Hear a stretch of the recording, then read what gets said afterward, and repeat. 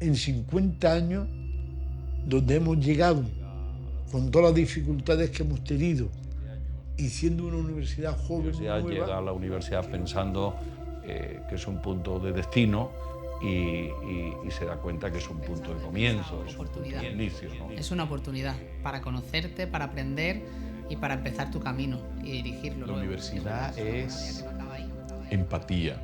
Solo cuando nos ponemos en el lugar del otro somos capaces de comprender. Fue abrirte a otro mundo. Fue como una casilla de salida para vivir otra vida. Luego muchas vivencias, mucha experiencia, creo que abres tu mente, conoces gente muy diferente. Un motor que nos impulsa y que nos inicia en lo que va a ser el resto de nuestra vida. La Universidad de Málaga es mi alma mater.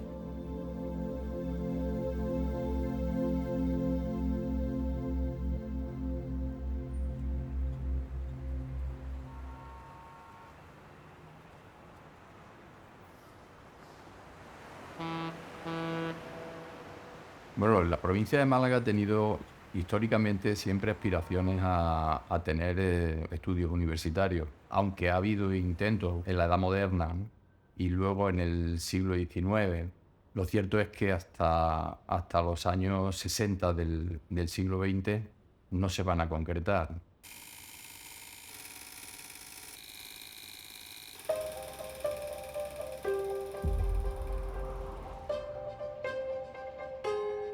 Los años 60 son de mucho movimiento político. Era el final de una época, era el final de un régimen. No sabíamos exactamente hacia dónde íbamos. Era una época de sueños, era una época en la que uno miraba a Europa y Europa encandilaba, pero el sello de la época era una sensación profunda de estar viviendo un cambio de ciclo definitivo. La creación de la Universidad de Málaga tiene que ver, por tanto, con este crecimiento económico y con el auge de las clases medias. Antes de la creación de la Universidad de Málaga, solo se podían estudiar estudios no universitarios relacionados con magisterio, escuela de perito, enfermería y comercio. Las clases económicamente pudientes, por así decirlo, en Málaga, eran las únicas que podían permitir mandar a sus hijos o a sus hijas a otras provincias españolas donde realmente existían los estudios universitarios. Nosotros éramos una familia muy numerosa, 12, y no había la posibilidad de irse a estudiar fuera. Vamos, mis padres me lo ofrecieron, pero yo entendía que no. Y si había que elegir alguno, pues se elegía a el hombre. Es que la mujer además no permitía. Había muchísimos padres que no permitían. Yo tuve la suerte y el privilegio de que mi padre dijera, aquí estudian todos, hombres y mujeres.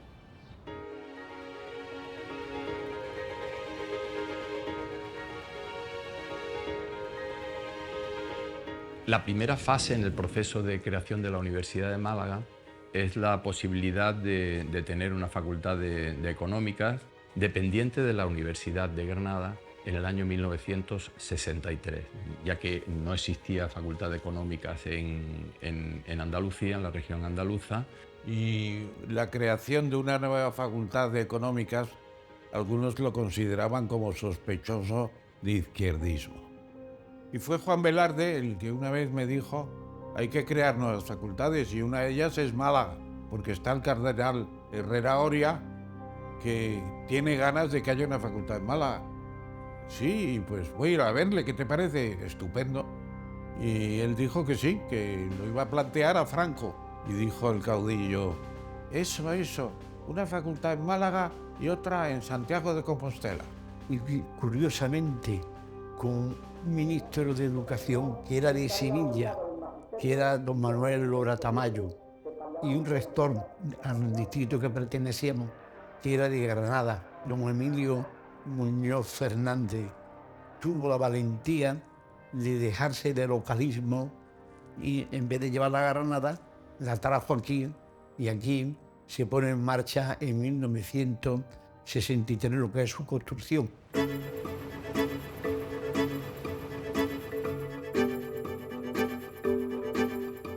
Las clases comenzaron 2 años después, en 1965, en un edificio de la Alameda, que entonces era la avenida del Generalísimo, mientras se construía la nueva facultad en el Ejido, cuyo curso se inauguraría en 1967. Aquí está la nueva Málaga. 12 de octubre de 1967. Este es el acto solemne de entrega del nuevo edificio de la facultad al Ministerio de Educación y Ciencia. Todo era novedad. La facultad, lo que el 100% de las personas que hemos pasado por esa facultad recordamos lo primero, no es el edificio de la facultad, es la cuesta que había que subir para llegar hasta el edificio, ¿no? Era una facultad moderna, era una facultad abierta, era una facultad funcional y era una facultad llena de vida. Para la ciudad fue un gran impacto. Y yo vine a Málaga y al año de estar aquí me dijeron que podía irme a Barcelona y yo dije, para mí es tan importante Málaga como Barcelona. La inquietud que existía por parte del pueblo de Málaga se ponía en evidencia de que, por ejemplo, la Facultad de Ciencias Políticas, Económicas y Comerciales, como se denominaba entonces, tenía más de 1000 alumnos, más que alguna universidad española. Y venían muchos españoles de Marruecos, porque entonces había una relación todavía muy directa con Marruecos. Y luego venían unos que hablaban y hablando con ellos por teléfono, digo, ¿pero usted es cubano? Dice, no, profesor, yo soy canario. Canarias entera venía a Málaga.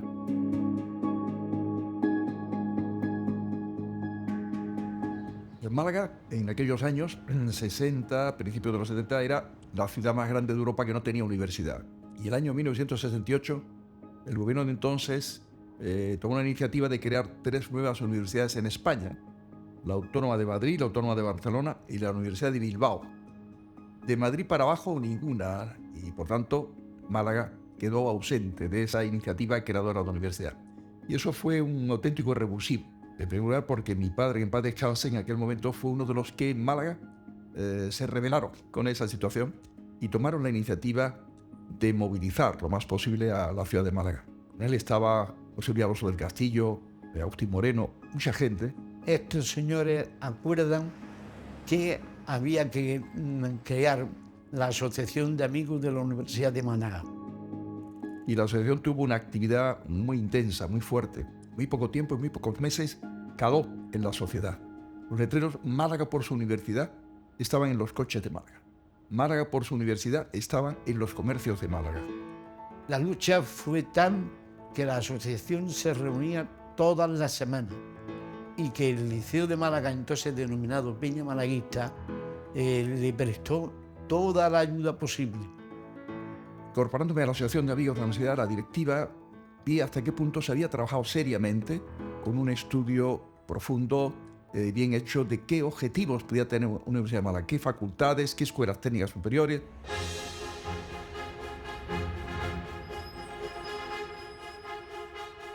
La sociedad española había experimentado unos cambios sociales muy importantes y los gobiernos de Franco y los ministros de Educación mostraban su preocupación por la masificación de las grandes universidades, de las 2 grandes universidades andaluzas, y trataban de descongestionarlas mediante la creación de colegios universitarios. Esto es lo que lleva a la segunda fase en la creación de la universidad, que fue la consecución, gracias a la aprobación de los rectores españoles y especialmente del rector de la Universidad de Granada, del Colegio Universitario de Málaga en 1970.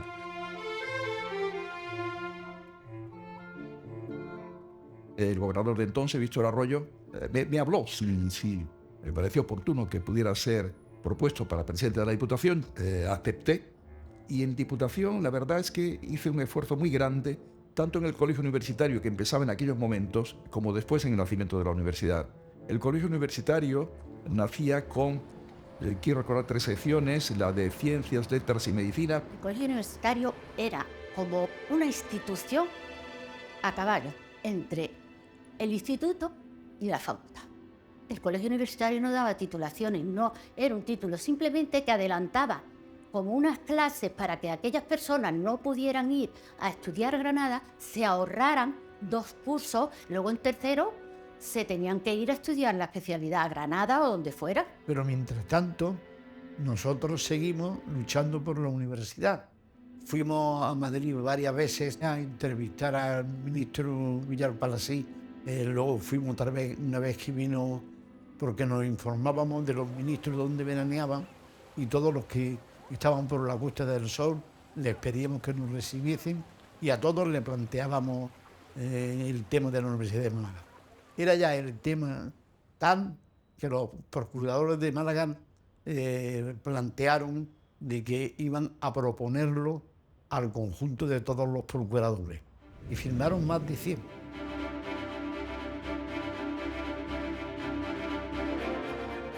En 1972 se culmina con la tercera fase el proceso de creación de la universidad, con la creación de esta dentro del tercer plan de desarrollo por el gobierno de Franco, inicialmente con las facultades de Ciencias Económicas y de Medicina, ¿no?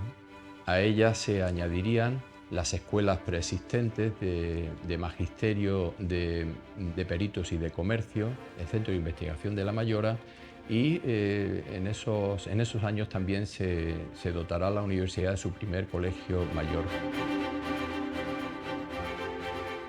Pero la que se dio en Málaga, creo que no ha habido otra. Se organizó la manifestación más importante que ha existido, se ha dado en la capital de Málaga, a lo largo de toda su historia. Vinieron alumnos, personas, representaciones, todos los alcaldes, concejales, todas las, como se solía decir entonces, las fuerzas vivas de toda la provincia. Desde el balcón donde estaban las autoridades, que era el balcón que da al parque del gobierno civil, hasta el puente de la prolongación de la Alameda, todo eso era lleno de personas, inmenso, a pesar de que estaba lloviendo,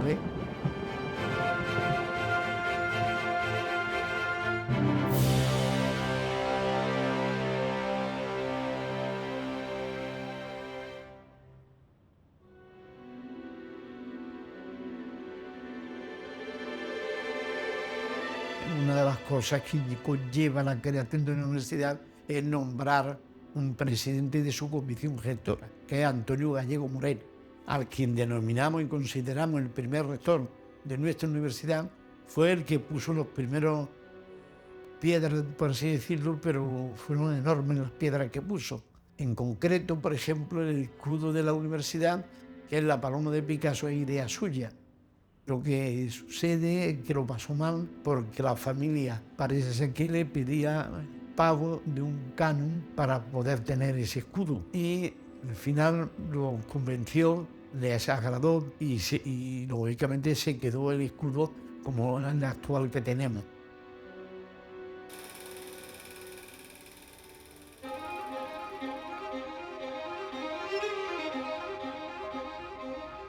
Cuando yo me trasladé aquí, en el año 74, él me nombró vicepresidente de comisión gestora, cargo que no existía nunca, o sea que se lo sacó de la manera, porque como él estaba en Granada. En 1974 desaparece el colegio universitario independiente de la Universidad de Granada con la creación de 2 nuevas facultades, la Facultad de Ciencias y la Facultad de Filosofía y Letras, que se ubicarían la primera en un edificio de nueva construcción en la Misericordia y la segunda, la Facultad de Filosofía y Letras, en el antiguo colegio de San Agustín en el centro de la ciudad. Yo no conocía Málaga más que de paso, pero me sorprendió muchas cosas, ¿no? La primera fue cuando me bajé del avión y cogí un taxi para ir a la Facultad de Ciencias. Dice, eso es donde estudian los niños grandes, ¿no? La universidad no estaba todavía dentro de la sociedad. Y claro, evidentemente me llevaron al Ejido, a la Misericordia, ni por casualidad, ¿no? Yo empecé a estudiar selectivo de medicina en el Colegio Universitario de la Misericordia, que era entonces un sitio muy alejado de la ciudad. Y en tercero ya nos incorporamos al Hospital Civil. Al principio en el Hospital Civil para la Facultad de Medicina se habilitaron unos salones de actos antiguos que habían, se habilitaron como aulas, y luego ya construyeron un edificio anexo donde terminamos nosotros los estudios de medicina, ¿no? Y nuestro aula estaba justo debajo del reloj del Civil, con un tejado a dos aguas y unos bancos de madera tremendamente incómodos. Hasta tal punto de que los alumnos se quejaban de que donde se tenían que sentar ya ellos no cabían. En la primera promoción no llegábamos a 40 alumnos.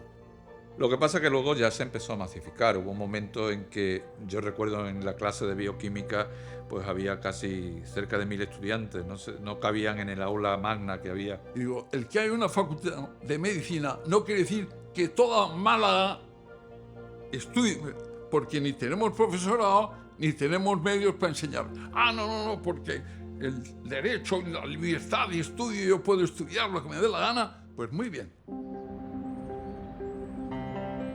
En abril del 75, mi compañero Antonio Gallego Morel me dice, yo me voy y tú te quedas. Digo, hombre, déjamelo pensar para que propongáis a otro.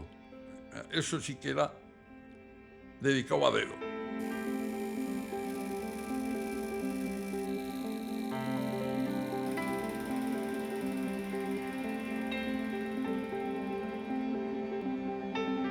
Entonces empecé a estudiar perito, pero cuando yo entré allí había mucha matemática, mucho cálculo, mucha álgebra, lo único que me gustaba era el dibujo industrial. El primer trimestre decidí de dejarlo. Y entonces lo que había frente era magisterio y caí aquí.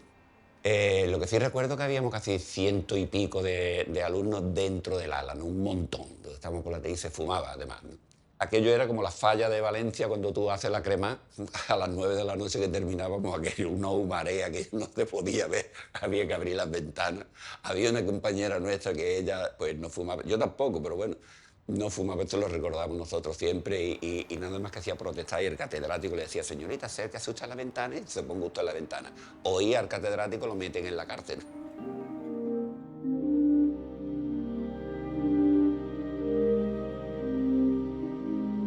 Desde que Medicina, el profesor Antonio Gallego Morel, presentó la Facultad de Medicina hasta que se empezó, pues ya te dije que tuve que ser yo el que pusiera la primera piedra porque ya Gallego se había marchado. Y hubo unas elecciones que gané yo. Bien, es que por muy poquita diferencia. Y yo le dije que, mira, como es con tan poca diferencia, y yo llevo ya año y medio, pues yo pienso que debíais de nombrar al que ha salido en segundo lugar, a mi compañero, que además ha sido por muy poca diferencia. Y recuerdo que el ministerio me dijo, mire Smith, en democracia un voto es un voto. Digo, pues muy bien, es que yo tengo ganas de estar descansadico. Yo valgo para lo que valgo, para profesor de anatomía y, en fin, me explico bastante bien. Dejarme de esto, pero el caso es que me quedó en servir a la Universidad de Málaga, cumpliendo las obligaciones del cargo de rector magnífico. Que a pesar de ser rector, nunca dejé de dar mi clase teórica y mi clase práctica que me correspondía. Gracias a que explicaba, pude aguantar, porque si no hubiera mandado a hacer puñetas, todo, absolutamente todo.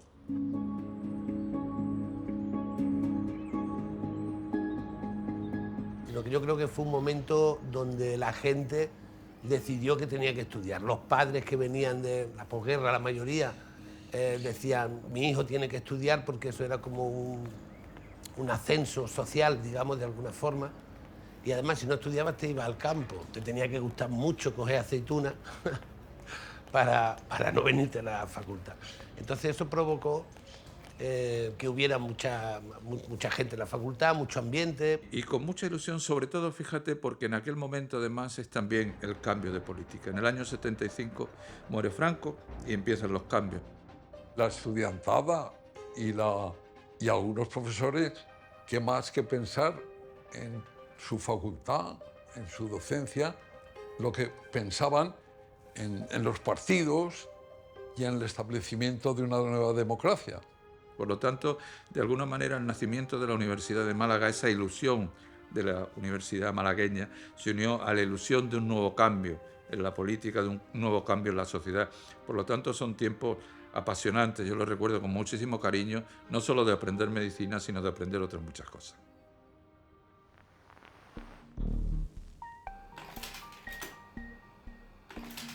Y en fin, pero sí fuimos aguantando con Gresca va, Gresca viene, apaciguando ideas.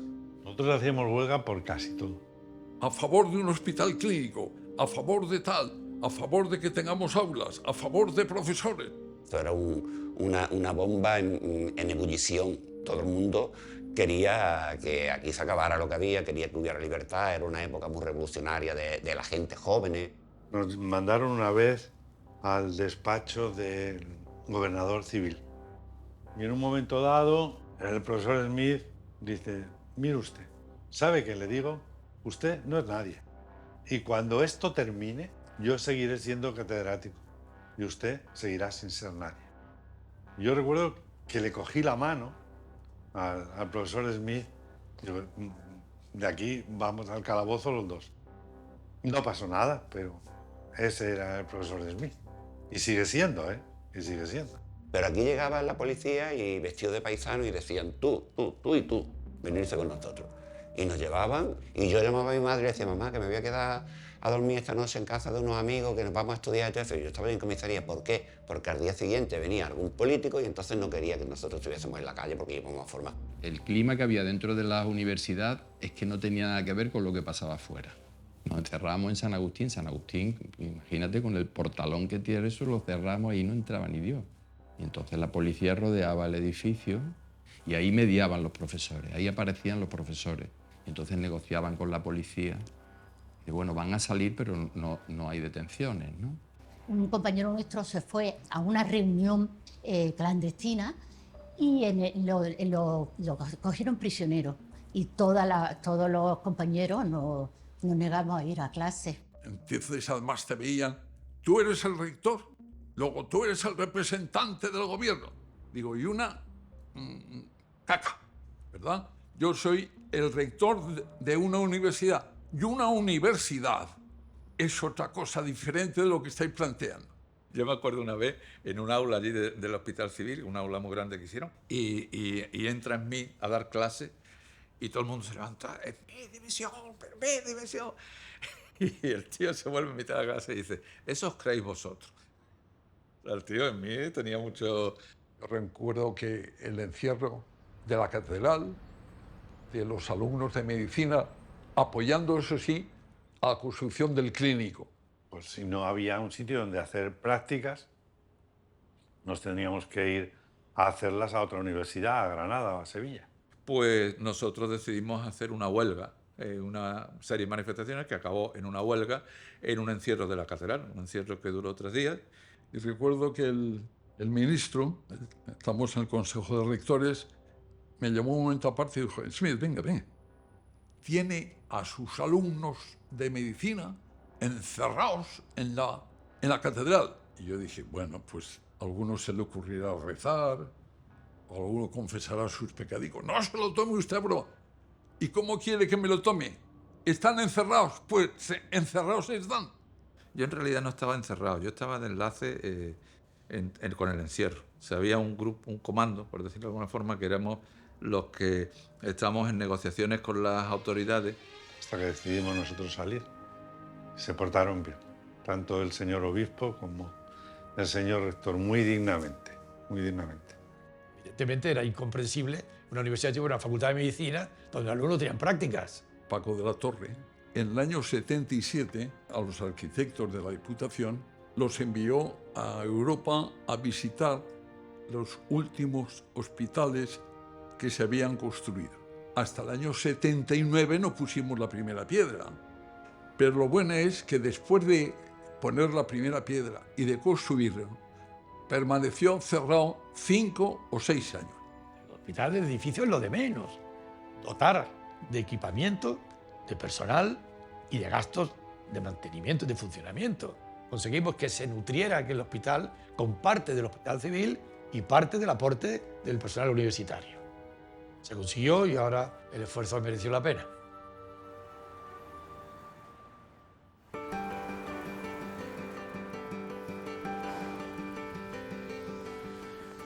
En el año 79 conseguimos que se creara la Facultad de Derecho.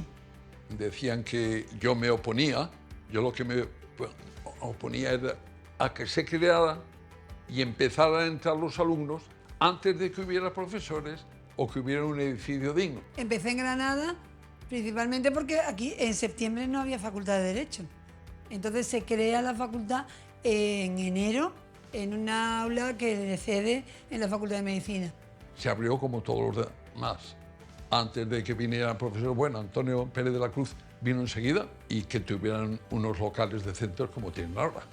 Hombre, una facultad que empieza de esa manera, tan rápida, sí es verdad que desde lejos, desde donde estoy, se ve como diciendo, a ver si se han precipitado un poco, pero en segundo lo tuve claro. Volvió a ocurrir lo mismo. Se creó Derecho y allí la riada. Cuando empezó la facultad, allí se apuntó una masa. Yo quiero estudiar Derecho, que tengo derecho a estudiar. 500 señores allí a que les enseñen Derecho. Había miles de alumnos, muchos también de Málaga, personas ya profesionales. La facultad estaba en el palo. Estábamos en los bajos del Colegio San Javier y arriba había el Colegio Mayor. Eso era una convivencia terrible, ¿no? Tuvieron que echar mano de profesionales del derecho, muchos de ellos no estaban en el ámbito universitario. La mezcla entre académicos puros y profesores de derecho que ejercen el derecho de alguna manera, que son operadores jurídicos, es muy buena. Por ejemplo, uno de los profesores de derecho penal, fallecido trágicamente en un atentado de ETA, Luis Portero, además de ser una bellísima persona, era un fiscal en ejercicio, por lo tanto transmitía el derecho penal de una manera muy viva, muy pegada al terreno. Recuerdo también, por ejemplo, a don Antonio Pérez de la Cruz, que era profesor de mercantil. Primero me fascinó como profesor porque era una persona que llevaba muchos años dando clases, muy simpático, muy zumbón. Era muy divertida en las clases, se le notaba un dominio absoluto, era abogado. Bueno, yo de hecho cuando acabé la carrera le pedí que me tuviera de pasante y yo me vine a Madrid a trabajar de abogada.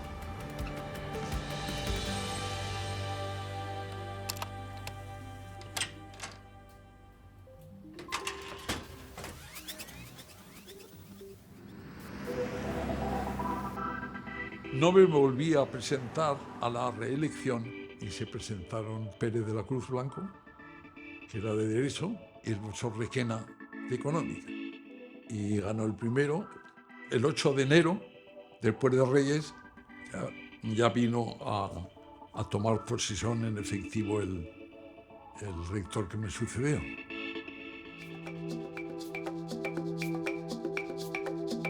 El rectorado de Antonio Pérez de la Cruz puede considerarse como una etapa de consolidación de la universidad.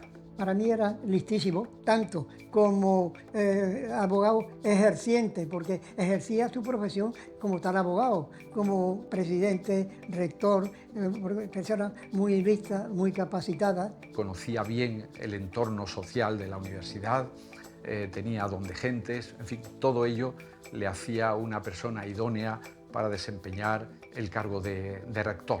Fueron años de esfuerzo para paliar la falta de edificios adecuados para los centros universitarios, por lo que enseguida se puso en marcha las gestiones para aprobar proyectos e iniciar la construcción. Así ocurrió con la Facultad de Ciencias, con la Facultad de Filosofía y Letras y con la Facultad de Económicas.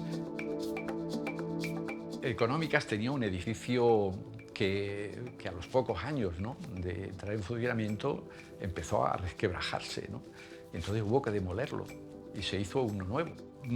Hubo provisionalmente un traslado allí a unos barracones que para nosotros era algo horrible, ¿no?, tener las clases en ese sitio, ¿no? Era un sitio pequeño y difícil de imaginar un contexto universitario, ¿no? Entonces, cuando te pasan a un edificio nuevo, pues la expectación de las nuevas aulas, los jardines, recuerdo los jardines con mucha, ¿no?, alegría, ¿no?, de tener un sitio donde poder sentarte a charlar. ¿Por qué no volver contra ella a la fuerza de nuestros privilegios, en la infamia perpetua y la alegría del mal? Vuelvo a ver a Universidad y cultura tienen que ir agarradas de la mano. No se comprende una universidad sin cultura, ni la cultura sin la universidad. Se procuraba hacer la divulgación de la cultura en general. Yo tiraba para la música, ¿para qué podemos decir lo contrario? La cultura es una herramienta de formación de los estudiantes también. El título, por supuesto, que es importante, pero lo importante es el recorrido que se te queda aquí en tu cabeza para toda la vida. De eso es de lo que se aprende, no solo entrando en clase o leyéndose un libro. Tiene que haber propuestas y actividades que complementen todo eso. Al alumno se le forma también para la vida y la cultura, para mí, es parte muy, muy importante de la vida.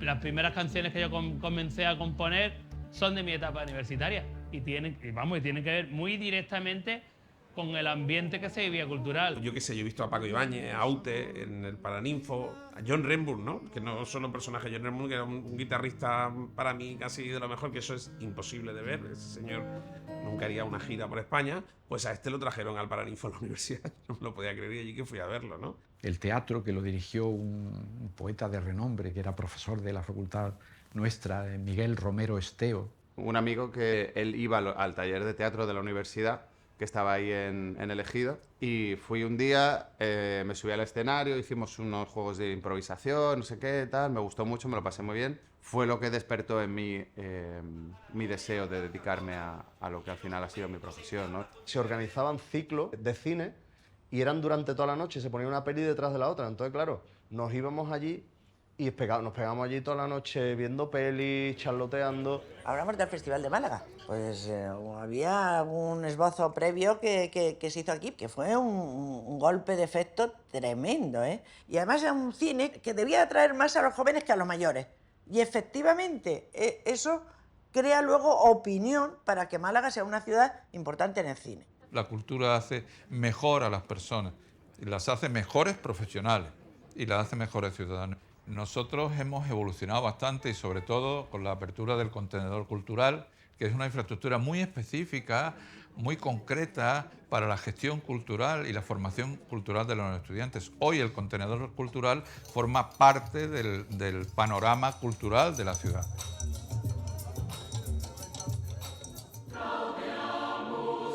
Jorge Guillén fue el primer doctor honoris causa investido en la universidad. Para ello hubo que elaborar un protocolo que no existía. También se aprobó en esta etapa el doctorado honoris causa a María Zambrano.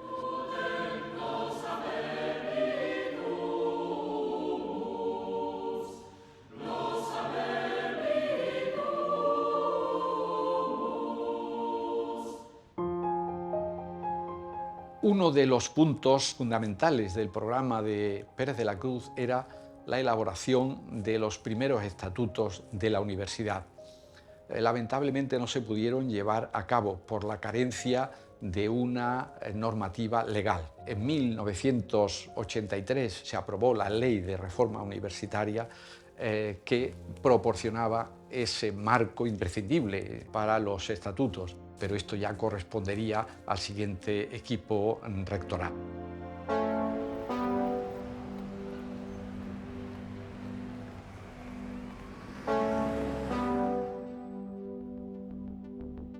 Bueno, lo primero que tuvimos que hacer es explicar a los centros que no son taifas, que no son autónomos, que forman parte de una universidad como institución global. Era una universidad con unas instalaciones y una logística que no era adecuada por la fragmentación que existía, y esto generaba problemas de información y problemas de enriquecimiento y de aprovechamiento de las sinergias que puede haber entre distintos grupos, ¿no? Entonces empezamos a poner orden de todos los procesos y fundamentalmente también a trabajar por una normativa de los estatutos que ordenara todo eso. Y empezamos a crecer un poco, ¿no? En lo físico y en lo académico. Porque claro, tuvimos que construir, y si os acordáis, el Clínico era un edificio cerrado allí que los responsables de la Junta no querían abrirlo. Letras y Ciencias en construcción en Teatinos. filosofía en la Alameda, en San Agustín, en el Elegido estaba magisterio, peritos, entonces se llamaba, derecho allí. Entonces había que construir este campus.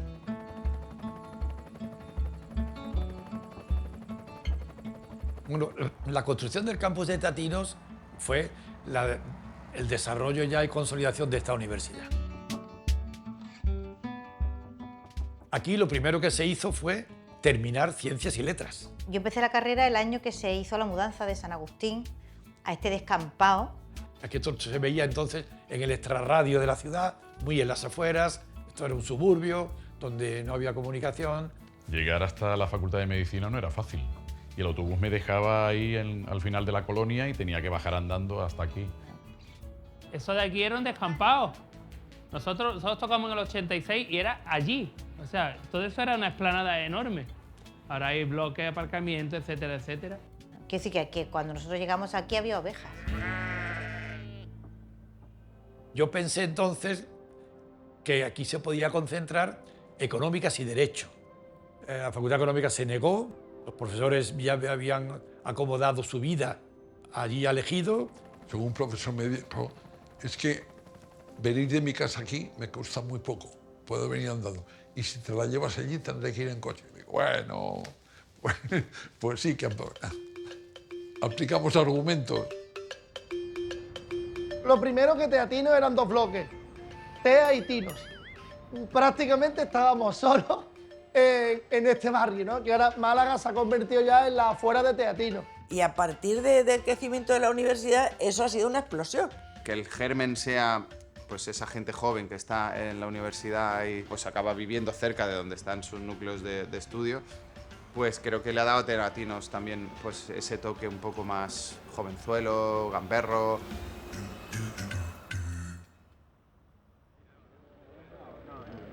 A 25 de febrero de 1989 se coloca esta primera piedra en la Ciudad Deportiva Universitaria. Y nos metimos bastante en el deporte, en la actividad deportiva, y entonces conseguimos fondos para... Decía que estaba loco, y aquí en Andalucía me decía, Málaga, ¿qué quiere?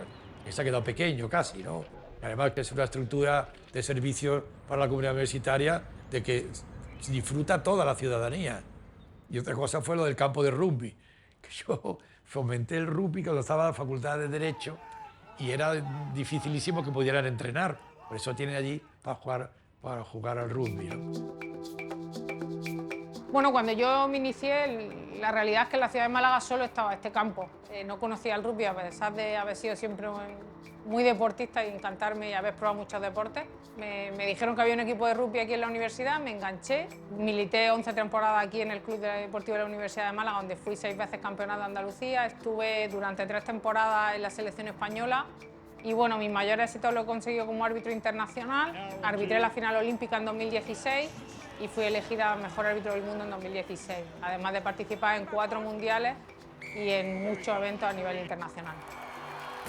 Hicimos un estatuto del deportista universitario para hacer compatibles las declaraciones académicas con las deportivas. Bueno, pues es muy complicado compatibilizar los estudios con el deporte porque al final entrenas a un alto nivel, le echas muchas horas entrenando, después tienes que ir a clases, en la UMA, tienes que dedicarle tiempo, pero bueno, creo que los profesores en la UMA se portaron muy bien conmigo, me dieron la posibilidad de compaginarlo de manera más lenta, pero para seguir mi carrera. Yo nunca hubiera renunciado a mis estudios universitarios por hacer una carrera deportiva y creo que es totalmente compatible y yo estoy agradecida por haberlo podido realizar aquí en la Universidad de Málaga.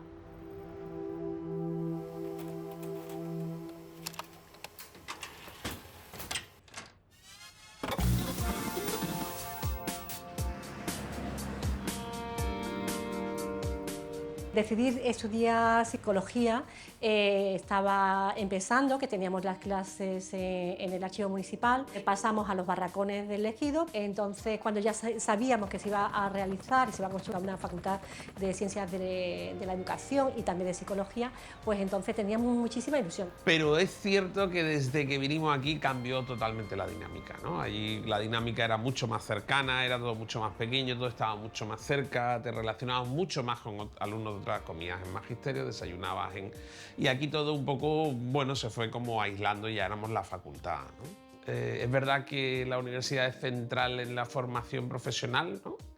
Pero al final lo que recuerdas son las relaciones con compañeros, las relaciones con profesores, ¿no? Porque además es una etapa muy determinada de tu vida, una etapa como de mucho miedo, ¿no? Esa transición al mundo adulto, y ahí las relaciones son muy importantes, claro.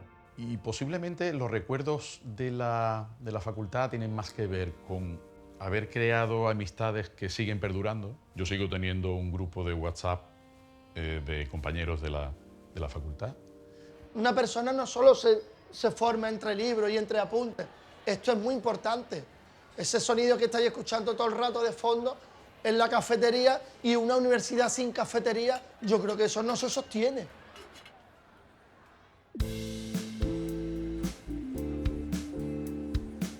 Salir a otras ciudades, a otras maneras de pensar, ver cómo funcionan las cosas de una manera distinta en otros sitios. El programa Erasmus me parece uno de los grandes aciertos de la educación en Europa, ¿no? Cuando yo lo veo y lo cuento en Estados Unidos de cómo funciona, no hay estudiante allí que no me diga que no le gustaría hacer algo parecido, ¿no? Un programa extraordinario, porque permite que la universidad se comparta. La universidad, sitios distintos, sociologías distintas, mentalidades. El irse fuera, el tener esa posibilidad que te ofrece esta universidad con otras diferentes universidades del mundo, a mí me ayudó muchísimo, me abrió mucho la mente con respecto a lo que era estudiar fuera, a lo que era conocer otro tipo de dinámica universitaria.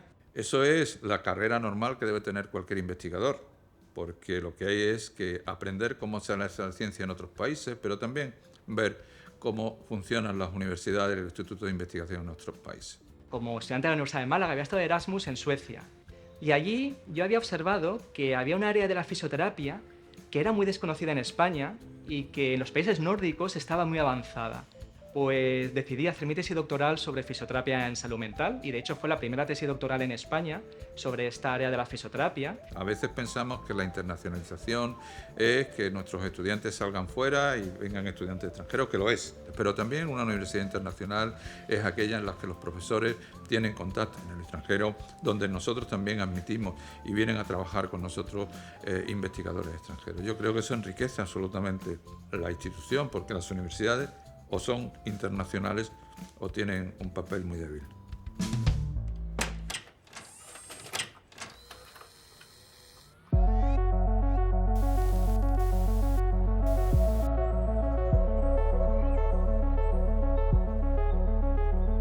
La Facultad de Ciencias tenía bastante peso. Entonces se construyó ahí al lado un centro para la investigación y el desarrollo. Lo duro fue equiparlo, porque entonces pedían, lógicamente, unos equipamientos muy sofisticados que costaban mucho dinero. Tener una investigación sólida es fundamental para que la calidad pedagógica sea muy elevada. Y luego para los alumnos tener oportunidad de llevar a cabo trabajos de investigación es muy importante para completar su formación y sobre todo para abrir la mente. Te acostumbras a utilizar unas maneras de trabajar que luego te sirven enormemente en el resto de tu vida profesional. Porque yo pienso que hay que establecer, más allá de los grupos de investigación, otras estrategias para reforzar la investigación y hacer una investigación que sea más útil para la sociedad. Y a través de los institutos donde nosotros estamos apoyando la unión de grupos de investigación transversales, donde diferentes mentalidades sean capaces de abordar problemas comunes y buscarles soluciones conjuntas, ¿no? Para que puedan hacer una investigación mucho más contundente, más decisiva y con mayor impacto en la sociedad.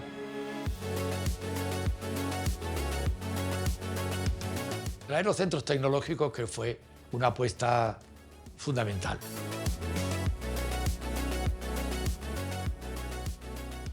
Cuando salgo de España menciona Málaga, actualmente sí se está conociendo, tanto en Europa como en Estados Unidos, como un destino claramente relacionado no solo con la tecnología, sino con la ciberseguridad. Málaga tenía una oportunidad, porque ahora la gente podía elegir dónde operar.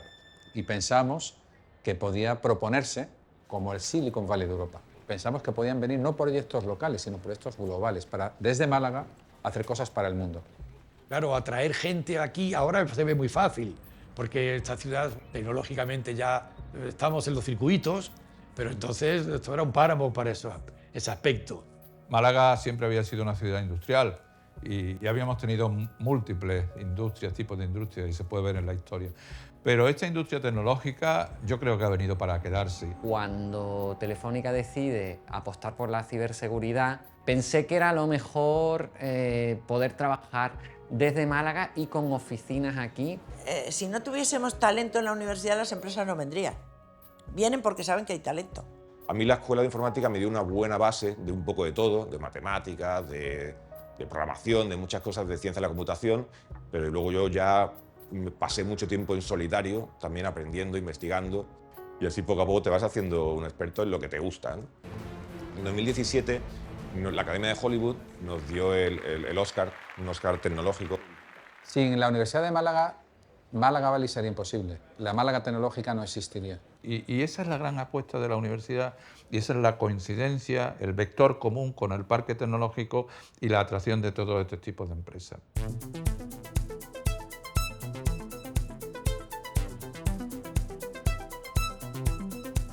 Yo me acuerdo de la polémica famosa del parque tecnológico, con el alcalde de la ciudad que intentó que los centros universitarios tecnológicos se fueran al parque tecnológico.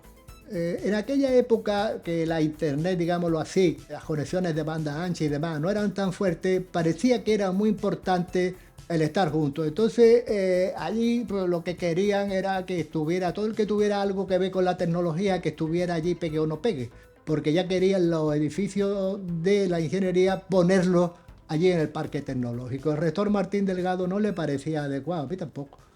En los terrenos comprendidos entre Santa Rosalía y Campanillas, lejos del campus y más lejos aún de la ciudad y sin infraestructura ni servicios que permita pensar en una puesta en funcionamiento eficaz, ni siquiera a medio plazo. Yo tenía muy claro que estando aquí y el parque tecnológico allí en Compañía donde está, es estar juntos.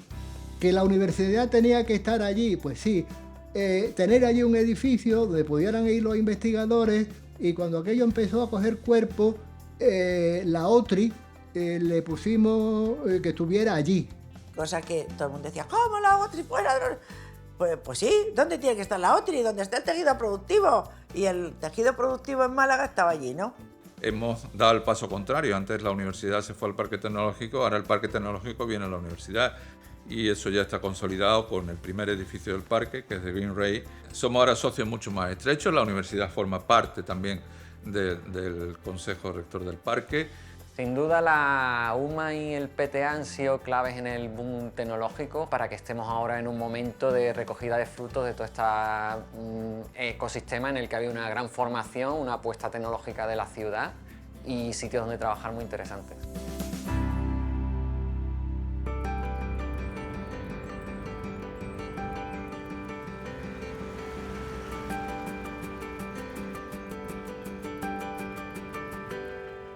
Me dijo una vez un amigo, dice, hombre Antonio, ahora que eres rector conocerás a mucha gente. Y yo le dije, creo que te equivocas, porque es al revés, cuando conoces a mucha gente es cuando llegas a rector. Te quiero decir que no llega uno a rector por generación espontánea, ni por un acto de la voluntad que te levanta esa mañana y dice, voy a ser rector, ni mucho menos. Antes yo fui vicerrector con Martín Delgado. Al principio de la Expo era todo alegría, pero cuando acaba por octubre o por ahí del 92 ya la crisis se ha adueñado de España. Aquel año había mucho más alumnos porque ha habido un crecimiento muy grande de la población.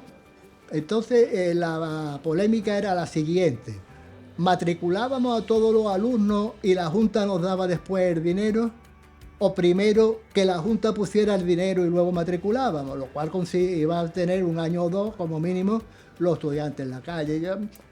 Mira, este es el mandamiento bíblico, creced y multiplicaos.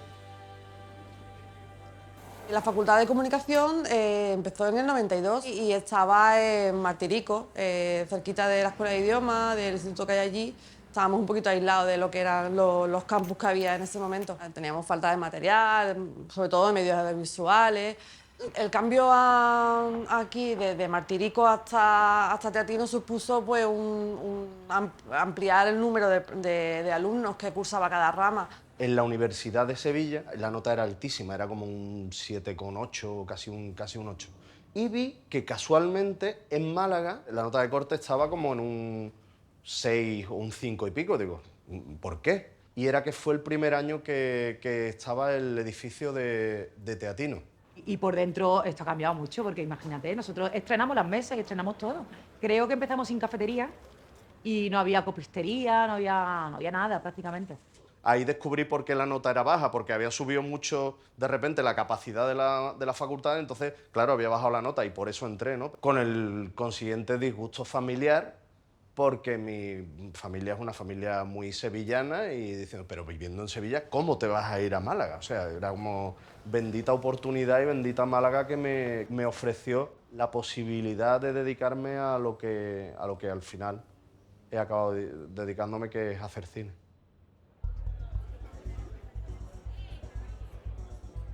Yo recuerdo que en las clases de informática en el año 96 apenas tenías que tocar la facultad solo para comprar apuntes en reprografía, porque todas las clases estaban divididas entre los diferentes aularios que estaban repartidos por el campus.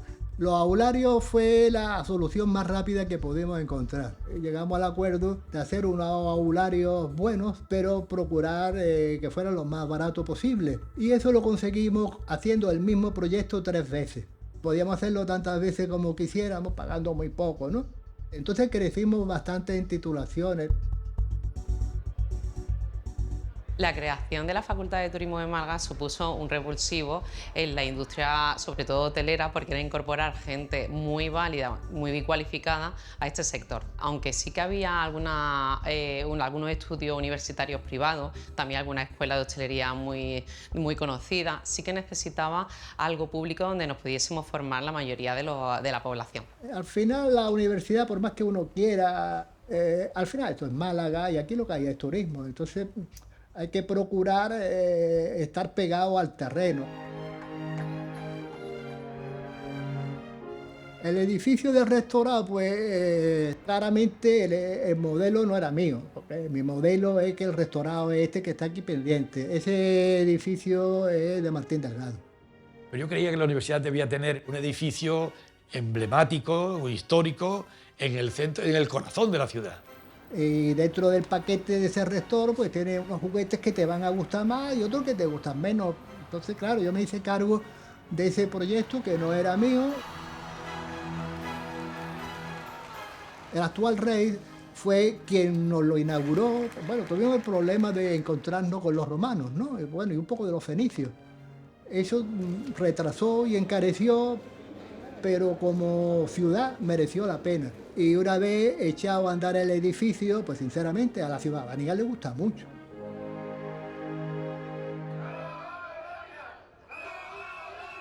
El problema de los acuerdos de Bolonia me pillan ya con un pie dentro y otro fuera. Los acuerdos que allí se llegaron, lo que querían era que los estudiantes tuvieran movilidad dentro de la licenciatura. Pero ahora eso se vuelve muy complicado a pesar de Bolonia. Aprovechando que el Pisuerga pasa por Valladolid, hicieron otra cosa. El primer golpe que yo tuve de rectora fue cuando todas las titulaciones tenían que ser de 3 años y solamente algunas de 4. Y empezábamos en un módulo de estudio en el que la presencialidad era relevante, después que también esa necesidad más de participar en trabajo en grupo, un descubrimiento y una experiencia para todos.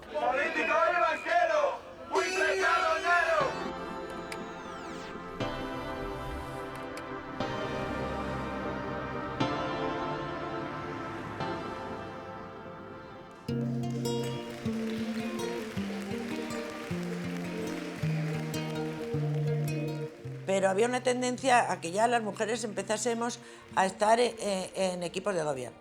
Había vicerrectorados que eran de hombres, no podían ser de mujeres, entre ellos el de investigación. Hay un sesgo inconsciente de los hombres, que son los que dominan el mundo y los que dirigen el país, hacia la mujer trabajadora.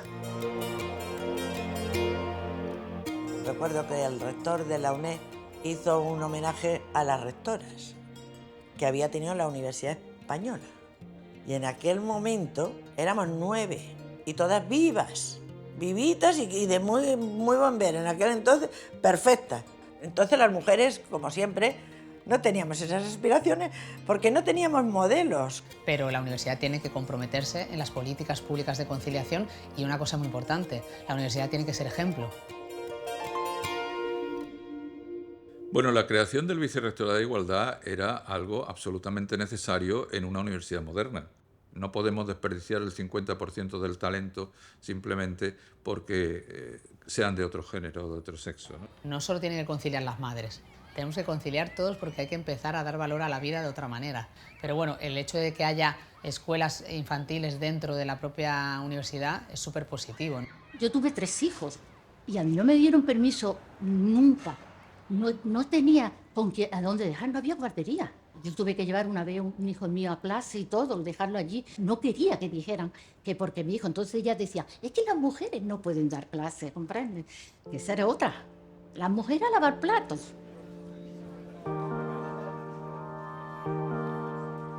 Hay muchas profesiones que están masculinizadas y son todas las ingenierías y ahí se está haciendo mucho trabajo, ¿no?, en visibilizar la importancia de que las mujeres estén también ahí, más que nada porque son las carreras del futuro. No es un problema de inteligencia ni es problema educacional. Yo espero que cuando mi nieta llegue a la universidad, pues que vea las mismas posibilidades en ser una cosa u otra, pero que sea por elección personal y no por mentalidad educacional.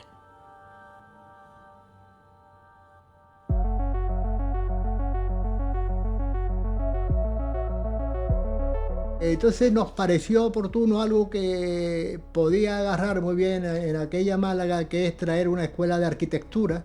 Para empezar, la escuela estaba abierta 24 horas al día, 365 días al año. Y los profesores, junto con el centro, están dispuestos a estar todo lo que tú necesites y a darte todo lo que tú necesites. Entonces, la Escuela de Málaga también ha sufrido una evolución en cuanto a espacios, en cuanto a innovación docente, ligada a los espacios. Y luego Bellas Artes, pues hombre, la ciudad de Picasso sería bueno, ¿no?, que tal como es, que tuviera unos estudios superiores de Bellas Artes. Yo prefiero que esté aquí en el Ejido. No sé, igual en Teatino, pues no sé, hubiéramos disfrutado más, no sé, de las fiestas o ya que sé, de la relación con el resto de facultades, no sé, ahí hubiera habido otra cosa, ¿no? Pero que esté aquí me parece que es clave principalmente porque te podías bajar andando al CAC un jueves de inauguración. Pues bueno, para mí como estudiante tener estos museos cerca fue increíble, porque es que además fue, digamos, en pleno boom, ¿no? Y fue súper inspirador. En la época de mi antecesor, de Antonio Díaz de los Ríos, es cuando se firma el acuerdo entre el Ayuntamiento y la universidad para la cesión de la ampliación del campus de Teatino, ¿no? Entonces, pues yo tenía buena relación con la alcaldesa y le decía, no tengo dónde construir. Entonces, de esas conversaciones salió el aportar, la universidad aportaba un terreno, hacíamos ahí una permuta. Una permuta con los edificios que quedaran vacantes del Ejido, conforme fueran trasladándose allí, pero luego la universidad pidió que no se materializara esa especie de entrega desde el Ejido. La diplomatura de graduado social diplomado por la Universidad de Málaga comenzó su andadura en la avenida de Martirico y en el curso 91-92 pasa al antiguo edificio del Palo. Cuando ya conocimos la ampliación aquí a Teatino, este edificio que nos alberga en los últimos años, pues evidentemente ha sido una evolución tremenda, ¿no? Pues yo diría que falta la parte más convivencial, ¿no? La parte más de ciudad-ciudad, y con el tiempo esa parte universitaria se tendrá que llenar también de residencias, de colegios mayores y de una vida un tanto más prosaica y que no sea todo investigación y estudio, ¿no?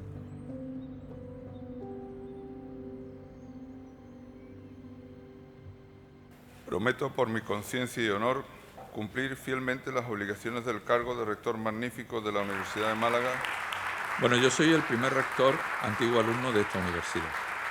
Para mí es un privilegio tremendo, ¿no? Yo en esta universidad me he formado, he estudiado, he sido médico, he investigado, he dado clases y por lo tanto es el privilegio de poder darle a la institución o devolverle lo mucho que me ha dado. La Universidad de Málaga es mi vida. Pero además yo creo que también representa un punto de madurez de la universidad, porque ya es el momento en el que hay antiguos alumnos debidamente formados que pueden hacerse cargo del gobierno de esta universidad.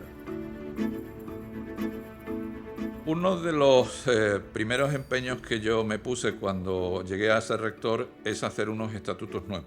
Unos estatutos también con mucha visión de futuro, de modernización de la propia visión de la institución, a través del comité ético, de la representación de los estudiantes y de la representación de los derechos y los deberes de toda la comunidad.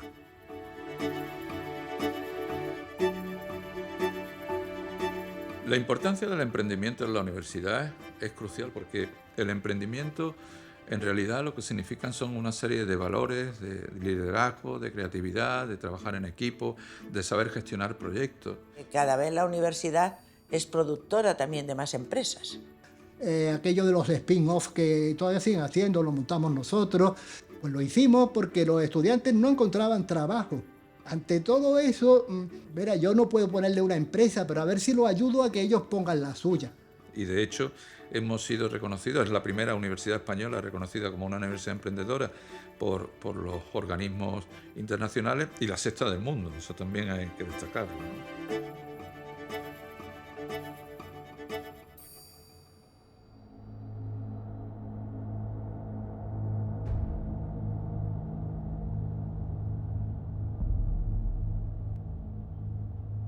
Bueno, al comienzo del segundo mandato, donde ya habíamos sentado las bases del proyecto del primero, nos encontramos con una sorpresa inesperada, que es la dichosa pandemia.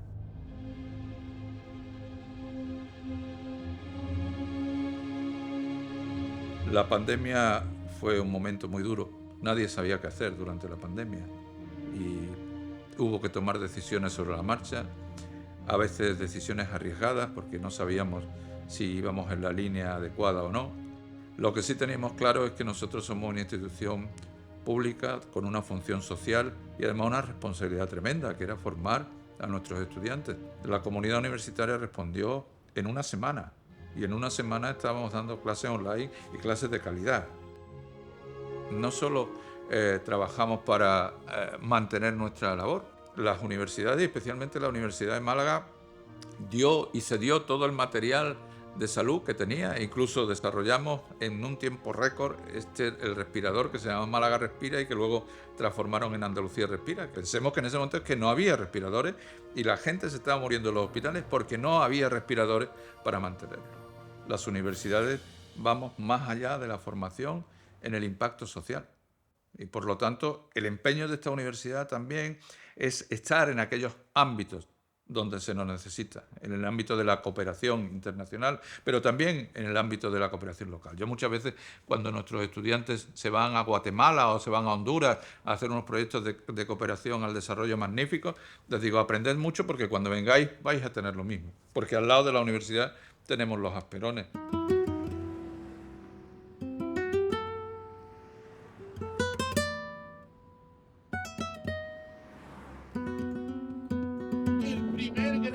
Universitario de Asperones, el Bruni, don José.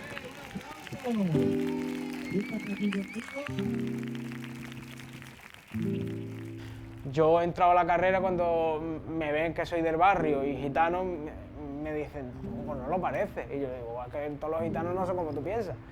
Yo creo que falta mucha educación, pero no solo educación a la gente de Asperones, sino a la gente de fuera de Asperones, porque la cultura de la marginalidad no la tenemos inmersa solo nosotros, la tiene también inmersa la sociedad respecto a nosotros. Entonces, nosotros mismos creemos que somos marginales porque nos lo han dicho. La universidad allí en el barrio Los Asperones, por ejemplo, en la etapa del COVID, que es difícil gente que vive en extrema pobreza que se pueda pagar una línea de internet, aparte de que no llegaba, pues la universidad ha logrado que la gente muy pobre, porque es gente muy pobre, pueda tener un portátil, poder acceder al Google Classroom, y ya no es eso, o sea, ya es... Los educadores y las educadoras han formado a la gente para que sepa manejar el Classroom, o sea, es un trabajazo. Y yo he visto muchísimo el trabajo de campo que han hecho ellos, de cómo ha subido el porcentaje de graduados en eso y graduadas en eso, y lograr eso, o sea, es que creo que no somos conscientes, ni la gente que lo hemos visto, del gran cambio que es Tengo una ESO en Los Asperones. Nosotros trabajamos con los olvidados, trabajamos con las personas que necesitan apoyo y desde luego yo creo que esta universidad especialmente tiene el orgullo de tener el primer egresado con síndrome de Down. La etapa del colegio fue una etapa preciosa. Preciosa en cuanto a estar con los niños, compartir, jugar, pero dura en el sentido de la entrada a la escuela. ¿En matemáticas tienen más problemas? En las cuentas. En las cuentas.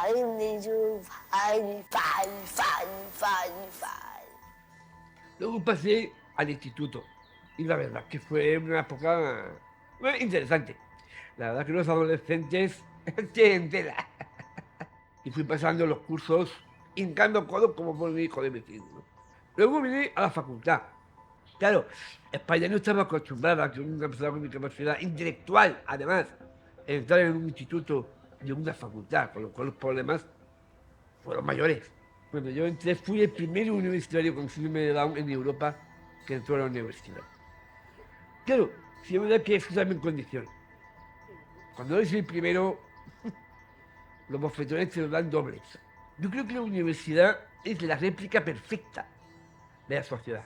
Y claro, la universidad me enseñaba lo que me estaba ocurriendo fuera. Sí, voy a serte indiferente porque en la sociedad te van a tratar como igual, con la misma indiferencia. Y eso me aportó mucho. Vale, pues yo ya saqué mis armas para vencer esa indiferencia. Cuando los estudiantes entran en contacto con aquellos que tienen necesidades de cualquier tipo, aprenden que esa es la realidad. La realidad es muy confusa, es muy heterogénea y los chicos y las chicas en ese periodo de formación universitaria también tienen que conocer las otras realidades que existen al lado de nuestras casas, que están conviviendo con nosotros y que a veces o son transparentes o no se notan o no se quieren que se vean. Y yo creo que el papel de la universidad es hacerlas que se vean.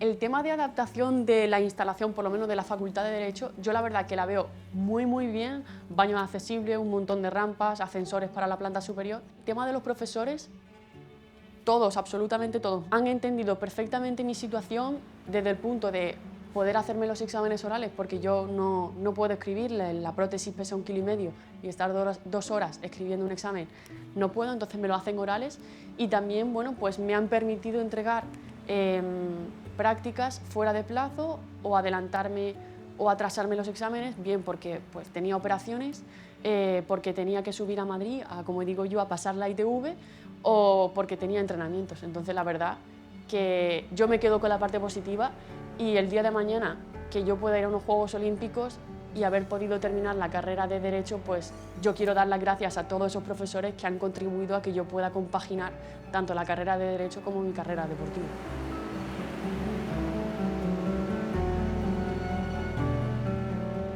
Yo soy de la opinión que hay que vivir el presente, porque yo cuando tenía 18 años yo ya tenía pensado que iba a vivir en una residencia, que iba a estar en Málaga, y al final es totalmente distinto. Estoy en casa, estoy haciendo deporte a nivel más profesional, entonces claro, puedo decir ahora mismo lo que yo quiera, que posiblemente el día de mañana sea totalmente distinto como me ha pasado ahora. Entonces ahora mismo me voy a enfocar en terminar la carrera.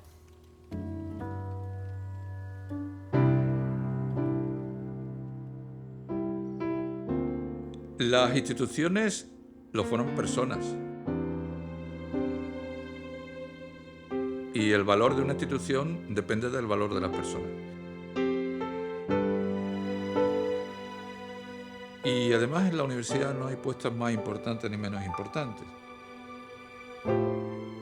Hay puestos necesarios para que funcione.